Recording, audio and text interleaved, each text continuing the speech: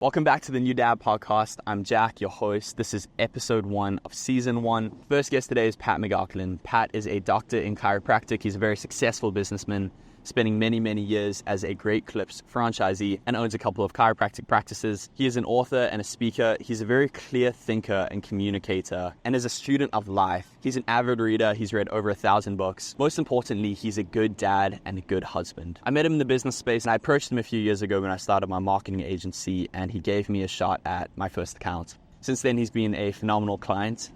He's been a mentor to me, and I consider him a really solid friend. Today, he's giving me another shot by being my first guest on this podcast. Today, we get into some really fun and really meaningful stuff, so let's get right into it. He's taking a picture. A podcast for young men in pursuit of being better men. We're asking dads and dudes from all walks of life the real questions to learn and grow together. Welcome to the New Dad Podcast.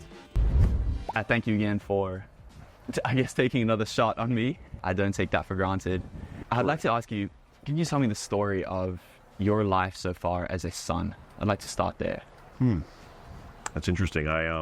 Obviously when we're born into a family or a parent or a situation that we really have zero control over. Yeah. And so I've been really blessed to have a great father in my life. His name is Larry. Yeah. And he's half Irish and half Italian. Okay. And his grandparents came over from Europe. I mean, on the boat, so to speak. And he's been an incredible dad to me. I mean, so I've been blessed to be his son. I'm the oldest. I think there's something to it as far as I'm a big reader, as we talked about. There's a book called Birth Order by Kevin Leman, and it talks about kind of where you are positioned too. I was the oldest child. So there's the oldest, there's middle, there's youngest, and then there's different things sprout with that. But I was the oldest. My dad was the oldest. My mom was the oldest. So I was their first kid. So there's something to be said about that. But anyway, being his son and being raised by him, he's been awesome. Spiritually, physically, to socially, to emotionally, academically. He's opened tons of doors for me in all those different facets, and I'm not here without him. So, as I'm 56 years old, you get to meet a lot of people who've had different father relationships. Yeah, no right. fathers, deceased fathers, absent fathers, and as I age, it's that blessing and is very present to me, and I feel the amount of gratitude I have, I believe, accelerates and increases as I get older. To say, wow, that's just been a huge blessing in my life. Yeah. When did you grow an awareness of him being a good dad? Was that sometime in your teens? I read a book, Randy Pausch's last lecture. He says in his last lecture, he's at Carnegie Mellon, he's got months to live, and he does his speech. They have him come up. He was an educator there. And he said, I don't remember much about my childhood, but I just remember I must have had a good one because I don't have any pictures of me not smiling. Right. And I would say the same thing about my dad. Yeah. And so the answer to the question, I don't remember. Yeah. But I just know, looking back at it, I had a great childhood.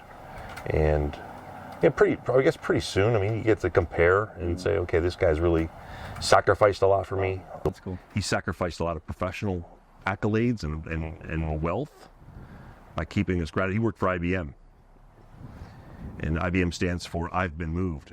The way to get up in IBM is you got to move around. And he only moved us once, and I know he sacrificed a lot of higher up positions, a lot of ego, and he did that for me and my brother and my sister. And so I knew pretty early, like, hey, this guy's a great guy. He invested in me. I've read somewhere that you invest in your kids early, or you have to invest in them later.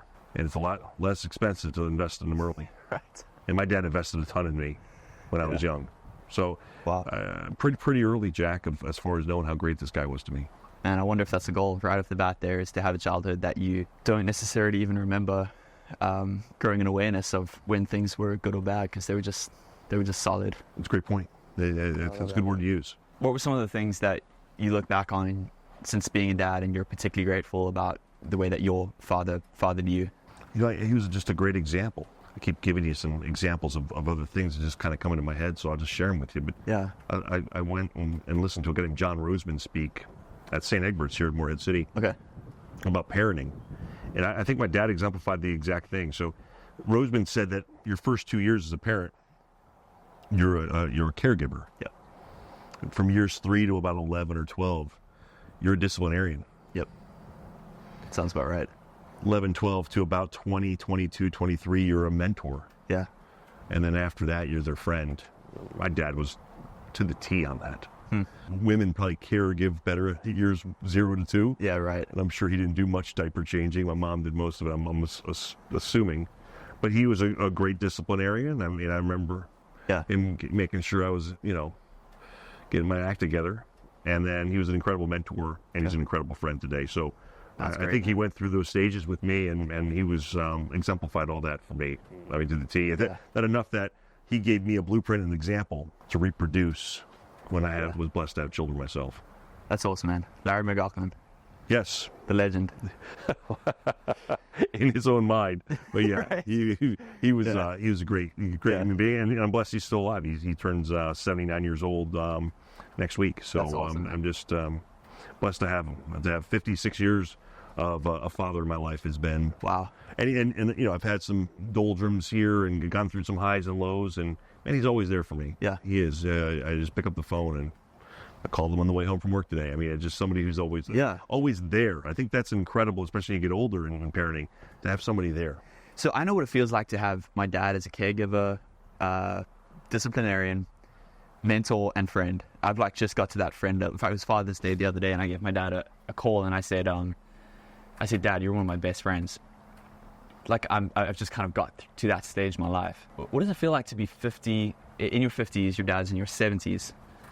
And what does that relationship feel like? Does it still feel like your dad as, I guess, how you remembered it? Or does that really move more and more towards just peers and friends? Or is there always that father dynamic? How does that shift? Yes, you become more friendly in that dynamic, but you always have that ability to, there's that bond, there's that trust, there's that lifelong relationship that you always can reach back and say, hey, listen, what do you think about this? Here's some suggestions. Right. And that never goes away, or it hasn't gone away from me. Yeah. Now, I don't always like what he has to say. Right. But, I tell him, hey, give me some suggestions. Good. He may not like that maybe I didn't follow his lead on some things as well. But the bottom line is he's been there. I've asked him for some things, and he's not afraid to give me advice. And it's been a blessing. It's been a huge blessing. So, Can you tell me the story of you as a husband? Well, I've been married for 30, check that out, that's almost 30 years, 29, next week, actually. Congrats. Same thing. I think my dad gave me a great example on how to be a great husband. And I'm not sure I've achieved that status. My mom and him have an incredible marriage. And I've tried my best to be that. He's been a great role model. But as far as being a husband, one of the things my parents have done is they've always put each other first. And the kids were, so my mom was always 1A to my dad, and we were 1B. Yeah. I'd have to almost restate that. God was 1A, my mom was 1B, and we were probably 1C. And he made that 9. Indeed. So, being a husband, I had a good role model, great example, and I've tried to take most of that and be the best husband I can be. That's being a son, being a father, being a husband. Those are 3 different relationships, really. That's right. When you think about that. Yeah. But being a husband, my uncle Charlie said this. He said in a wedding, I'll never forget this. He said it as he toasted. He said, I don't know what the secret of successful marriage is, but I do know this. If you give 75% and only expect 25% return, and if each party did that, the marriage will be successful. Yep. It's not this 50-50 thing that, okay, I'm going to give you 50 and we're going to meet in the middle. You have to give more, and you have to expect less back. And if both parties do that, it's a successful relationship. I like that a lot. Yeah, that's pretty good. How did your marriage change when you guys had kids? I think this may sound odd, but I think your love with your spouse becomes deeper because you have this new being that has been given to you through the Lord, and you're responsible with God's help to to take care of this human being. And you both have this realization simultaneously, like, this is huge. It does change because you're not, you got another person to take care of now. Yeah. And it's instantaneous love when that baby's born. That's what I hear. It's just hard to describe that. And as I tell people, it changes everything. But you have to, again, you have to keep that relationship going. I mean, you have to keep both those relationships, and so it changes everything. Yeah. What do you wish you knew before going into your first kid? I didn't realize how awesome it was going to be. You hear it's going to be great. You do. People tell you but that. It's better than you think it is. Yeah. The first 10 months, there's a lot of give. So I always think that the first 9-10 months is a lot of give. Yeah. You're changing diapers. Yeah. You're up all night. Right. You're changing bottles. I mean, I can't breastfeed, but I can take a breastfeed bottle and up in the. So we did a little bit of that. I mean, I was up in the middle of that a little bit. Maria did the lion's share. There's a lot of. But once the 10-month mark hit, that's why I say double figure month. It gets a lot more awesome, I should say. But it's just a cool existence. It is, and there's a lot of unknowns. There's lots of unknowns as you go into that realm, and you can chart the pluses and minuses out of how to have kids or not have kids. But until you get into that world, you just have no clue. Right. You can put all the pluses and minuses. I may have less time to golf. I may have, I can't go out on the weekends as much, or I gotta save money. I can't blow money on a nice car because I gotta save up for college. But once you get into that world, it's just impossible to explain. Yeah. But anyway, that's funny that you asked that question, because that's kind of what I've been reading recently. That's cool. I know I'm excited for it, but I hear a lot changes. You hear the good and the bad. People like to share their opinion a lot before you get into that season. And yeah, I feel like I'm definitely nervous about how our relationship could potentially change with strain on that. I mean, I feel like we're going to be absolutely fine, but definitely something on my mind. Well, I mean, what little I know about you, Jack, is I do know you are God-centric, you and Lauren, and I think keeping that number one, I think you'll be fine. Yeah. I really do. Absolutely. But yeah, are they time bandits, and are you going to spend are you going to spend as much time with your wife because you'll be caring for your kid a little bit more? Certainly, but I think with one kid, there's a lot more joint time together, and I'm going to say under 5-6 years old, there's really not a lot of moving pieces as much as when they get a little bit older. That makes sense. So that's a little bit different game. So first 4 or 5 years, it's they're not going, you're not having hey, I'm taking them to soccer this tonight, and right. You stay here, and you'll see the separateness that starts with the extracurriculars. Yes. But the first 4 or 5 years, it's not That's there. Interesting. So it's very much joint parenting, joint effort in the first 5 years, and then that kind of changes as soon as the kids develop a little bit of independence and start having their own activities that they need to. Correct. And my old boss told me this in chiropractic. He had 4 kids as well, and he said, Pat, the golden years for kids is between 5 and 10. Why? Because they can't choke on a hot dog. They typically can't drown. Right. They're not going to fall down the stairs. They could wipe their own butt. They could bathe themselves. Yeah. They could brush their own teeth. Right. So all the things that you have to do for them or really hover over them in the first 3, 4, 5 years, they're kind of independent. Yep. And then it's before the teenage world. Yep. Right? So before hormones and middle school and all that stuff. And before right now in society, before the extracurricular jungle, as I call it, can start happening. So that 5 to 10 is a golden time for kids. Can you tell me the story as a dad? I was frightened. In the first kid, I just was chaos.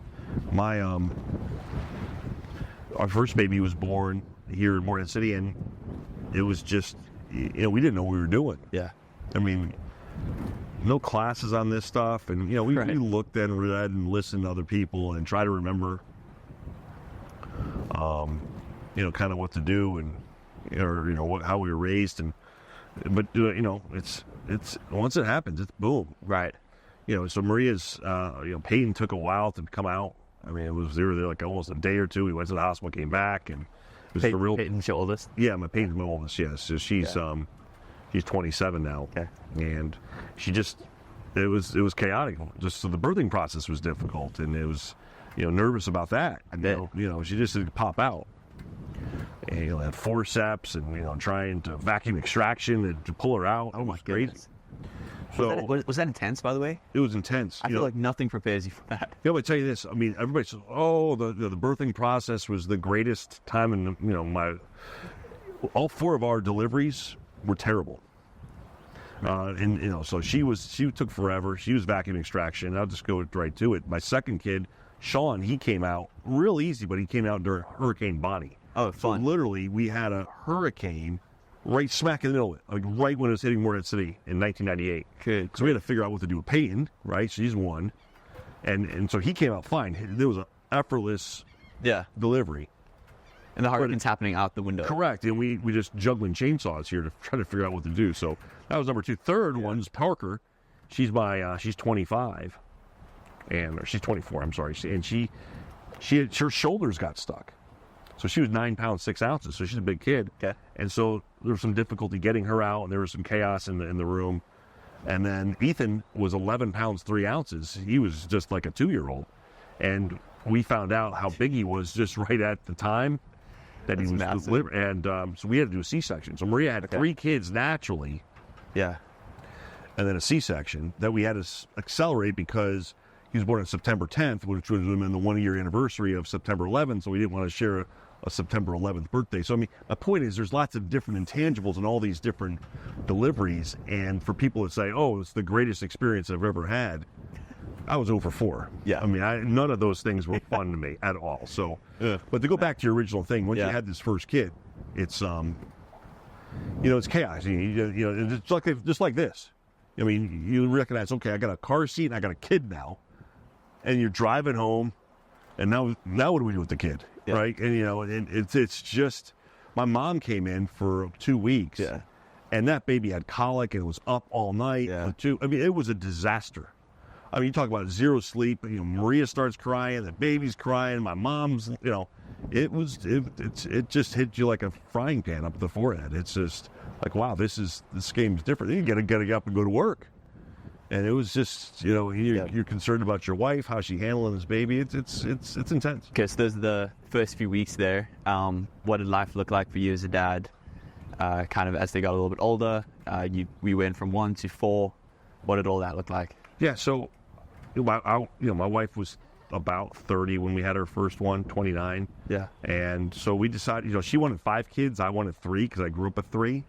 And so we were blessed. We were really blessed to have really not many issues. We did have 2 miscarriages within the 4 kids. Okay. So we got aggressive in just trying to have these kids, relatively close by. Yeah, they were pretty quick. And we were blessed that she was able to get pregnant, and we don't take that for granted because that's not, we met some people that had some issues with that. Yeah. So that's a blessing for sure. So I'm gonna tell you this. So 1 to 2 was challenging.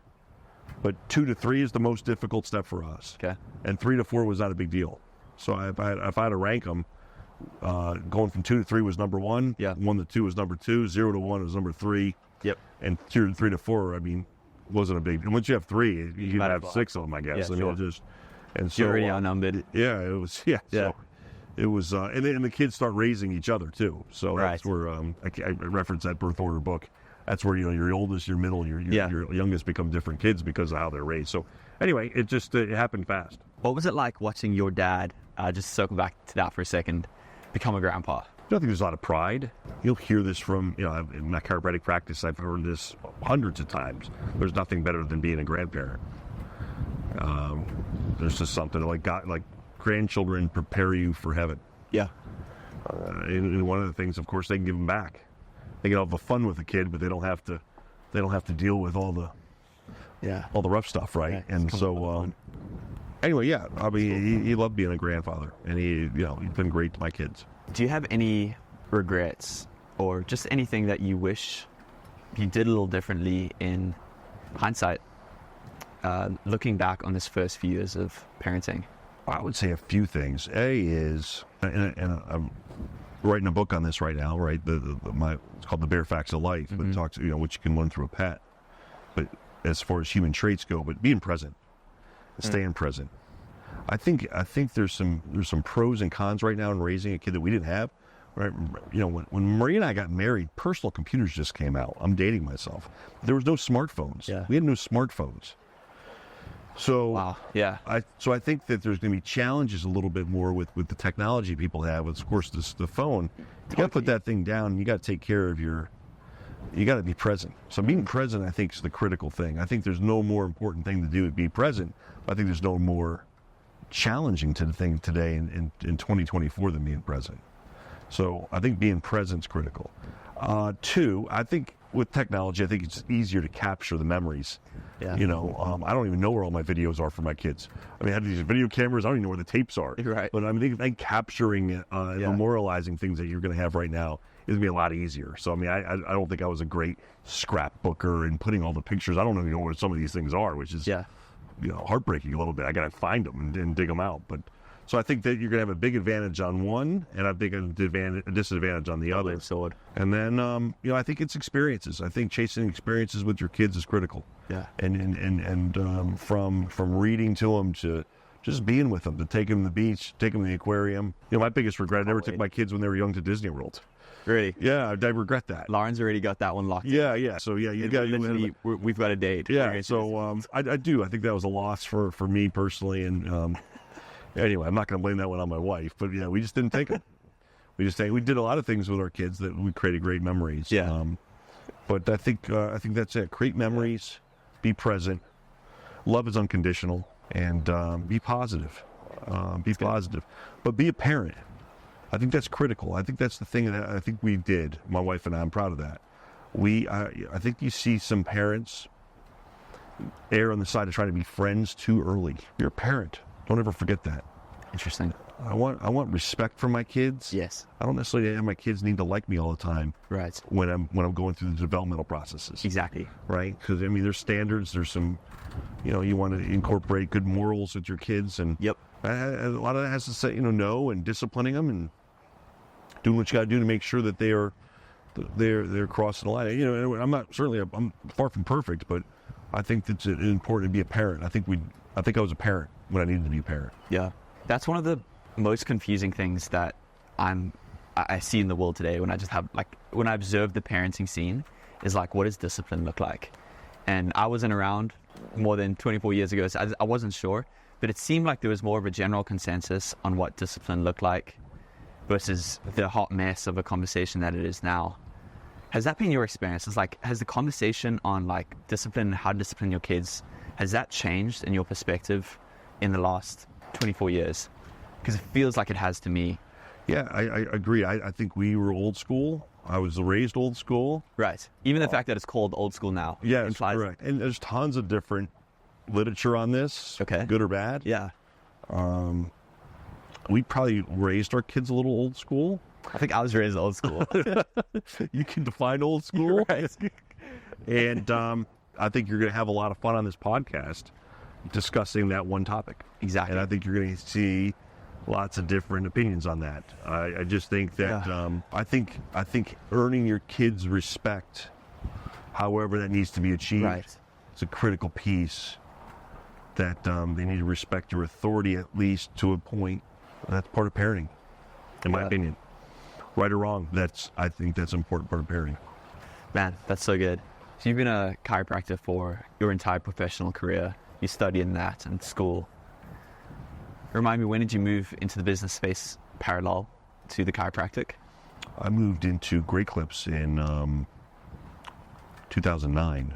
Okay. So that's 16 years ago. How did you balance work? Yes, so great. That's a great question. Yeah. So we read a book recently called The One Thing by Keller, I believe. Tim Keller. And it talks about the balances doesn't occur. It's impossible. Okay. There's what's called counterbalance. Okay, yes. And counterbalance is going to happen personally and professionally simultaneously. And sometimes you're going to be totally out of balance professionally. And the pendulum's got to swing. There's going to be times you're going to be really out of balance personally. And I think understanding that, as long as you're close, but to try to achieve this perfect family, work-life balance, it's impossible. And there's seasons. There's seasons that as you grow your business, you may be a period of time where you're out of balance a little bit much. And I think that's where That's a cool. great marriage and coming through would be Yes. together, and your partner understanding, hey, okay, we got 18 months ahead that this individual, Yeah. my partner is going to be out of balance a little bit. I'm going to have to pull, so that's where teamwork comes into play. So I didn't know that when I was going through it. But yeah, I as I said, I probably had too much weight on the bar at times. And I'm going to tell you this, I've made some decisions in my life business-wise. I had 5 chiropractic practices at one time. And when Ethan was born, I decided that was too much. I had some associate situations going on, and I decided to sell the other 4. I sold the other 4 in 2002, 2003, 2004 when Ethan was born because That was a personal decision. it was because it wasn't worth it to me. I said, geez, I got 4 healthy children. I've been blessed with this. I got this one main practice, Yes. but I'm done with the other 4. It was just, at that time, I just hit a breaking point that I felt I was not going to be the parent Yeah. and the father I needed to be for these 4 kids if I kept on these other practices at the time. Yes. I just couldn't do it. And that was mine. Now, maybe I didn't delegate enough. Maybe I just needed to get a professional assistant to help me with stuff like this. So maybe I didn't think through it enough, but at that point I decided I sold the other practices in within 24 months. And then I just hung out there, and then years later I kind of caught my breath and said, okay, I can dabble in something else at this point. But at that time I felt I couldn't. I really like that perspective of counterbalance, because I feel like when you try to approach life always trying to maintain this idea of a perfect balance, you're quickly let down and thrown out. But it almost takes the pressure off the idea of like a counterbalance, knowing that like, hey, it's inevitable. I'm balanced one way or the other, or I'm unbalanced one way or the other. And that's actually okay. As long as there's maybe like my average over these years is maybe more counterbalanced to what my priorities truly are, which I think most people would probably say being a dad. Is that kind of how it works? You're aiming for like some sort of average of balance over the years? Yeah, good point. I think there's ranges, Jack. Yeah, I think there's lanes. Yeah. And you're going to be out of them a little bit. But I think, and just understand that the timetable that you're in, right? We've had some weird stuff happening professionally. Like, oh my goodness, I look what I'm faced here. I got a business problem or this. Hey, this isn't going to go away overnight. I got 3 to 6 months here. And we just huddle up with my wife as a team. And my kids may, once they get to the age, hey, Yeah. I'm going to be working late. I may miss a few practices. I miss a few games. I got to handle this thing. Yes. Because especially as an entrepreneur and owning businesses, you sometimes have to dive in. So I think recognizing there's ranges here, and grace is critical. I mean, grace is critical from your wife and the kids. And good point. They may not recognize, hey, where's dad at? And I think that being purposeful with that and say, okay, when I get out of this, I need to go ahead and be counterbalanced now way over in the personal life. I need to take my kids on a trip. I need to go ahead and be gone for 10 days and take them to Myrtle Beach and play in the sand or some water park and just be immersed. So the balance there is, hey, now they're thinking, hey, dad's around all the time. How do you recognize that before you hit a melting point? You'll feel it. It's hard to describe that. It's visceral. Okay. You'll know. You'll know. Oh, or the other thing too, and you'll see cracks. You'll see cracks in okay, my marriage may be out of balance right now, or my kid's out of balance. And for me, once I started seeing maybe it's a little bit of that, maybe that's what happened when I had the multiple practices. I said, it's time to go ahead and cut and run here. And I felt like, okay, I didn't really want the sustainability being out of balance enough that, hey, I got to go and let these practices go, which is a tough decision, but I think it'll hit you. I think you got to pay attention. You got to be self-aware of it, and you got to pay attention to it. And I think you communicate with your wife. Yeah. On this, I think that's important. That's good, man. You spoke towards the idea of like God being first, your wife being second, and the kids being third. It's that order, intentionally prioritizing those things in your life. How have you done that in your life? Your relationship with Jesus, your faith, your relationship with Maria, and then your relationship with the kids. How have you approached that on a high level, but then also like day to day, what does that look like? How are you structuring your routine, your habits as a means to that end? With that being the grand goal, how are you being intentional about God being number one, your wife being number two, and your kids being number three? Because I'm sure that gets thrown out probably on a daily basis if you're not being intentional about maintaining those things. I know that I've seen that with my personal faith and even my relationship with my wife. If I'm not intentional about what I know my priorities should be in what order, things get thrown out of whack really quickly. How have you done that? Yeah, not well. I'll be honest with you. So God, number one, I think is easier to do and having models. I mean, just I mean, I'm not saying putting God number one all the time is easy to do, Right. But I mean, I think the roadmap and the playbooks there that, and I was raised Christian, and went to Catholic high school, went to Catholic grade school. I mean, I went to church every week growing up, and did the best I could to attempt to duplicate a lot of that with my kids. But my wife and I may have erred in the fact that I think we kept God 1A. Kids are probably 1B more than us 1C. And so I think we were a little bit more kid-centric raising our kids versus marriage-centric or spouse-centric. And we got by with it.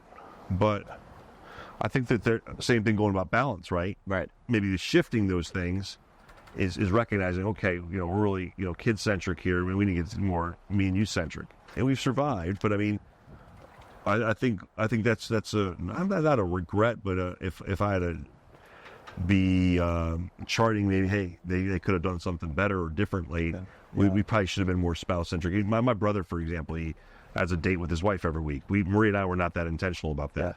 That's just you read about that. It's date night. I got buddies here that have date night every Thursday or whatever. And they talk about it and they brag about it and they and it's great. But it's routine but it's important because it keeps wife centric. So, Maria and I, did the best we could, but, looking back at it, that might have been something we could have done better at. I got you. So date night is a good thing. Are there things you're doing on a daily basis that you've built into your routine and your habits, particularly for that list of things? I mean, what are you doing to keep God number one, first of all? If I could ask you that, like, what does that look like as far as your habits go? Yeah, so, certainly for me, it's meditation right here and prayer. Right out here? Yes. Try to go to church as much as we can. Sometimes travel, play into that a little bit. Yeah. But, and just live the values that Christ has shared with all of us. Yeah. I think, I think when people see me, if they were to reflect on me, I believe that they hopefully would see some of those Christ-like qualities, and if they get deep with me, I mean, if they see me at a party or socially or running, but to have this type of conversation, if somebody really got to know me, I think they would be able to see that. Yeah, I would agree. So I think that's critical for that. Yes. My wife has really got into doing tons of volunteer work right now and giving back, and she's in a lot of Bible studies right now, and went to hear a biblical. Not a sermon, but a speech today somewhere. But so she's really, she's really swayed the pendulum back and going really, forward to that type of stuff. Because it's sometimes a good point when you're wrapped up in your kids. Sometimes going to doing some of those things have not been on the forefront. Yeah, you mentioned date nights. I think that's a great thing. I hear that a lot. Are there any other tips you maybe have for me on how to keep wife number two?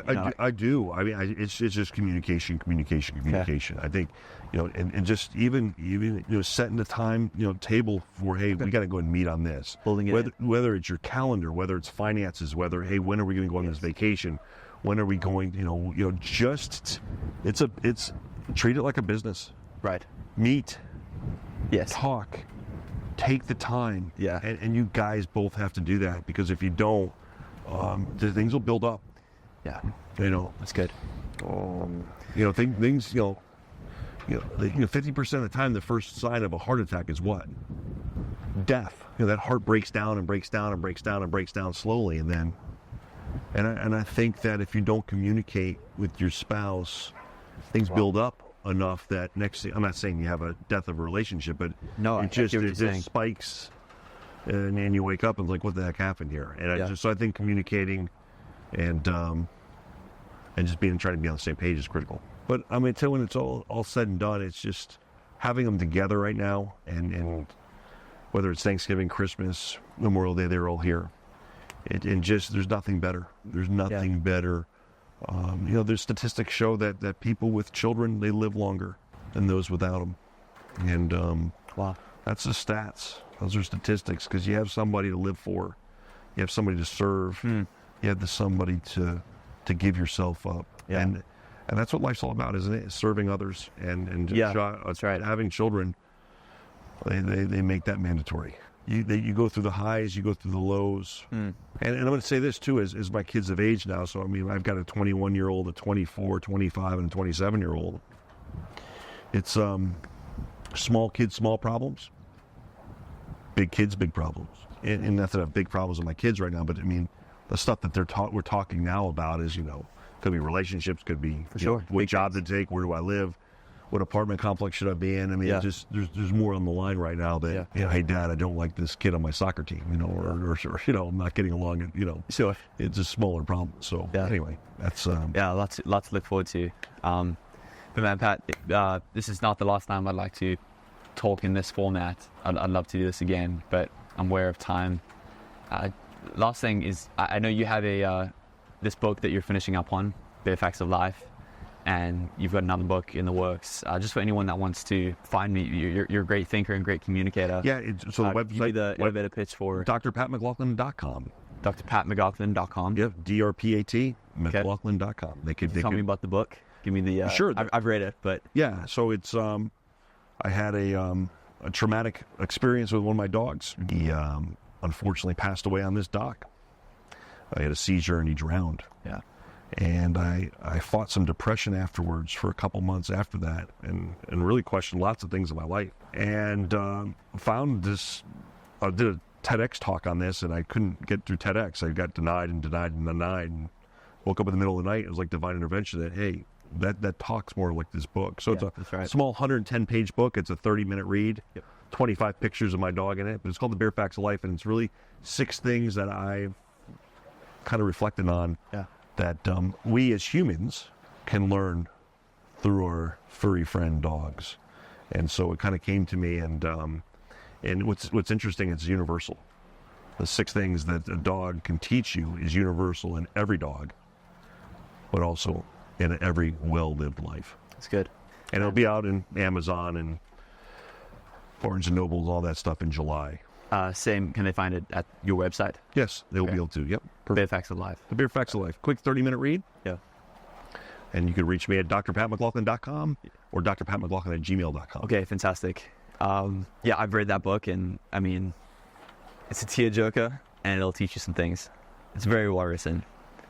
Yeah, it's for me. It's God talked to me through my dog Bear, and I'm just sharing what I learned and what I felt spiritually, quite honestly. So, man, there's spoiler alert, but at the end of each chapter, you summarize, if Bear could talk, this is what he would say to me. Those are some lines. I mean, you had to be writing that through tears. Sometimes, I mean, I was sitting with my dog and grabbed her and gave her a big old hug. I mean, that was really moving. It's a small dog book with pictures. It's in full color, but it's powerful. Yeah, it sure is.